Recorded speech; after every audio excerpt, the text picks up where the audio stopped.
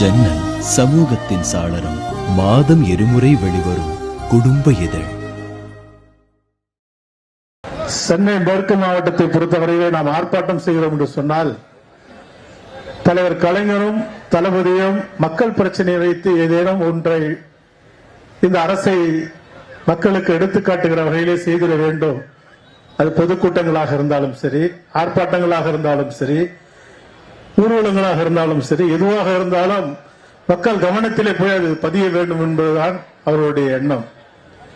ஆகவே சமீப காலங்களில் ஏறி வருகிற விலைவாசி உயர்வு பின்னை முட்டுகிற அளவுக்கு போய் கொண்டிருக்கிறது. துவரம்பருப்புகளை பற்றி இங்கே சொன்னார்கள். 2011 அதிமுக ஆட்சிக்கு வந்தபோது 52 ரூபாய் வித்துக் கொண்டிருந்த துவரம்பருப்பு இன்றைக்கு 200ஐயும் தாண்டி வேகமாக இன்னும் விலையேறி கொண்டிருக்கிறது. கேட்டால் பதுக்கல்காரர்கள் துவரம்பருப்புகளை பதுக்கி வைத்திருக்கிறார் என்று சொல்கிறார்கள். நான் கேட்கிறேன், பதுக்கல்காரர்களால் பதுக்கிய துவரம்பருப்பை ஒரு மத்திய அரசும் மாநில அரசும் பதுக்கி வைக்க முடியாதா? நினைத்திருந்தால் பதுக்கி மக்களுக்கு கொடுத்திருக்க முடியாதா? மக்களுக்கு கொடுக்க வேண்டும் என்கிற எண்ணம் இருந்திருந்தால் இவர்கள் முன்கூட்டியே வாங்கி கஜானாவில வைத்திருந்து அந்த பொருளை கொடுத்திருக்க வேண்டும். பதுக்கி வைத்து விட்டார்கள், திரும்ப போய்விட்டது, ஆகவே எங்க கிட்ட பொருள் இல்ல அப்படின்னு சொல்லிட்டு இதை கூட மானியத்தில் மத்திய இது ரேஷன் கடையில் வழங்குவேன் என்று முதலமைச்சர் அறிவிக்கிறார். எவ்வளவு தெரியுமா? 110 ரூபாய்க்கு.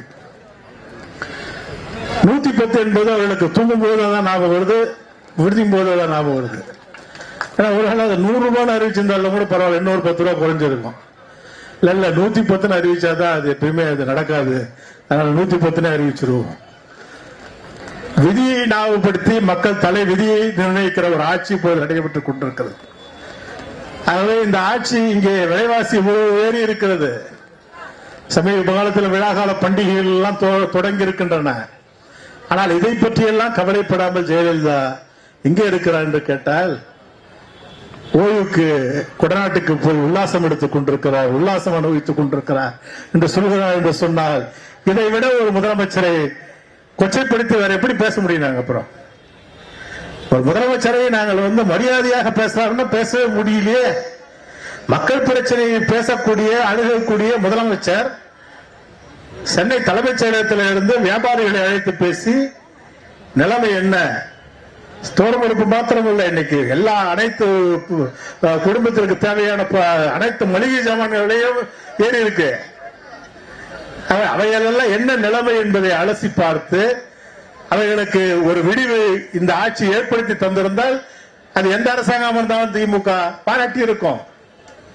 ஆனால் திமுக தன் கடமை எப்பொழுதும் செய்யும். திராவிட முன்னேற்ற கழக ஆட்சியில் பட்ஜெட் போடுவதற்கு முன்பு கூட கலைஞர் வியாபாரிகள் எல்லாம் அழைத்து வர சொல்வார். அழைத்து வர சொல்லி எந்த பொருள் மீது வரி போட்டால் அவர்களுக்கு தாங்காமல் இருக்கும், வரி தாங்கிக்குவாங்க அப்படின்னா கேட்டுத்தான் அந்த வரியே கலைஞர் போடுவார். நினைச்சிருந்தா வரியை கூட போடலாம். அவர் இங்கே தொழில்துறை அமைச்சராக ரகுமான் கான் கூட இருக்கிறார்.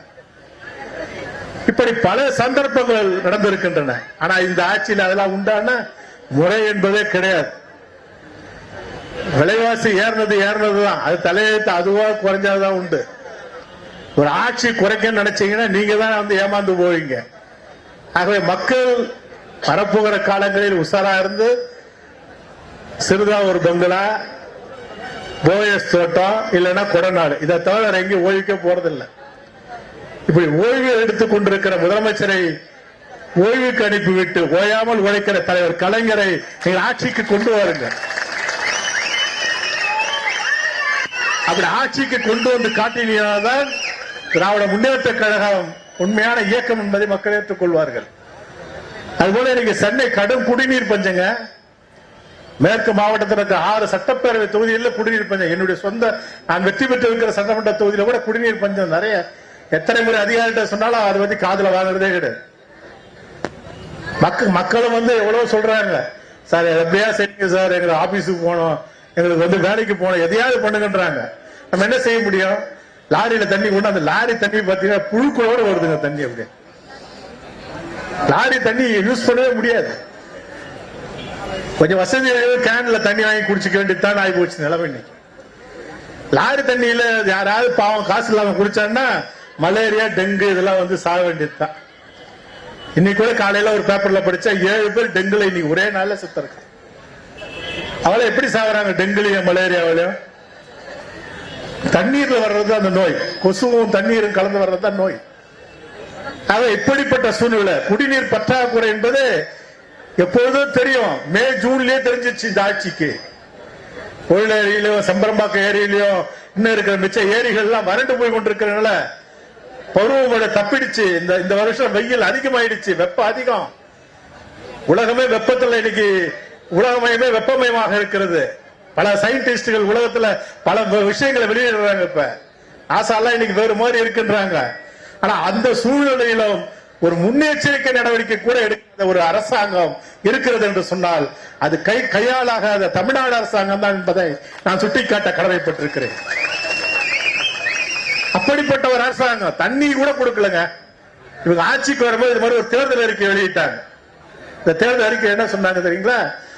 பாதுகாக்கப்பட்ட குடிநீர் அனைவருக்கும் இலவசமாக வழங்கப்படும் சொன்னது இதே ஜெயலலிதா தேர்தல் அறிக்கையில வழங்குறாங்க. இப்ப யாருக்கு? பாதுகாக்கப்பட்ட தண்ணி பாட்டில் அடிச்சு 10 ரூபாய் அம்மா வாட்டர்னு விற்கிறாங்க. அம்மா தண்ணின்னு சொல்றாங்க. அம்மா தண்ணியா அம்மா வாட்டர் ஏதோ ஒண்ணு விற்கிறாங்க.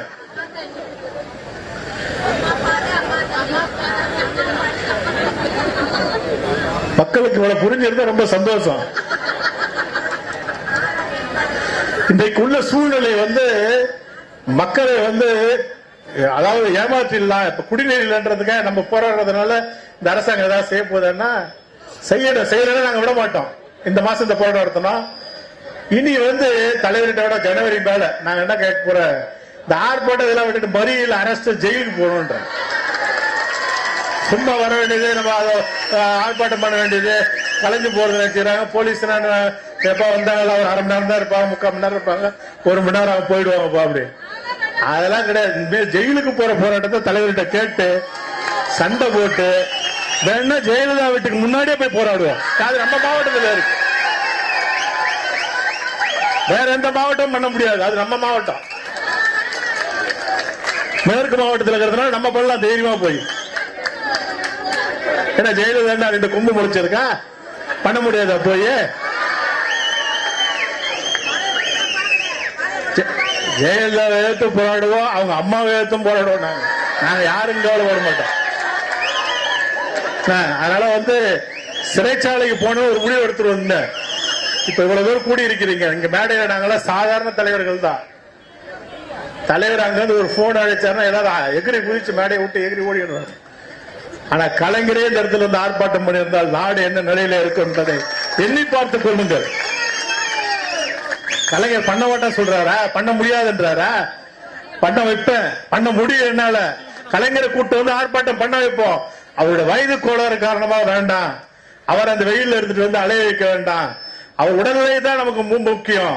2016 தேர்தல் அவர் தான் இந்த நாட்டின் கதாநாயகனாக இருக்க வேண்டும் என்பதுதான் இந்த மாவட்ட கழகத்தினுடைய விருப்பம். அது நிறைவேறுகிற வரையில் யார் தடுத்தாலும் தலைவர் கலைஞர் உடல்நலத்தை பாதுகாப்பதை நாங்கள் முதன்மையாக இருப்போம். ஆகவே தலைவர் கலைஞர் வழி வருகிற இந்த மாவட்டம், தலைவர் வழியில் நின்று போராடுகிற நாம் இன்றைக்கு 2 பிரச்சனை வச்சு போராடி இருக்கிறோம். இது ஒரு 10 நாட்களுக்குள் இந்த அரசாங்கம் உடனடியாக குடிநீர் பிரச்சனையை தீர்த்து, வியாபாரிகளை அழைத்து விலைவாசிகளை குறைத்து ஒரு தீர்த்து வைக்கவில்லை என்று சொன்னால் நவம்பர் மாதம் தீபாவளிக்கு பிறகு நிச்சயமாக தலைவர் கலைஞர் அவர்களையும் தளபதி அவர்களையும் அனுமதியை பெற்று மறியல் போராட்டம் ஒரு இடத்திலே நடத்தப்படும் என்பதை அறிவித்து வந்திருந்த அனைவருக்கும் வாய்ப்புக்கு நன்றி கூறி, எல்லோருக்கும் இந்த ஆர்ப்பாட்டத்திலே கலந்து கொண்ட அத்தனை பேருக்கும் நான் நன்றி சொல்கிறேன். காலையிலிருந்து இவ்வளவு பேர் வந்து திரண்டு வந்திருக்கீங்க. காலை நேரங்களில் வர்றது எவ்வளவு கஷ்டம் தெரியும். அது ஒரு வார விடுமுறைக்கு பிறகு நீங்க நேற்றிலிருந்து இன்னைக்கு வந்திருக்கீங்கன்னா ரொம்ப கஷ்டம். விஜயதசமிக்கு பிறகு வந்திருக்கீங்க. ஆகவே நீங்க எல்லாரும் வந்து இது பண்ணதுக்காக என்னுடைய நன்றியை தெரிவித்துக் கொண்டு விடைபெறுகிறேன். நன்றி, வணக்கம். ஜன்னல் சமூகத்தின் சாளரம். மாதம் 2 முறை வெளிவரும் குடும்ப இதழ்.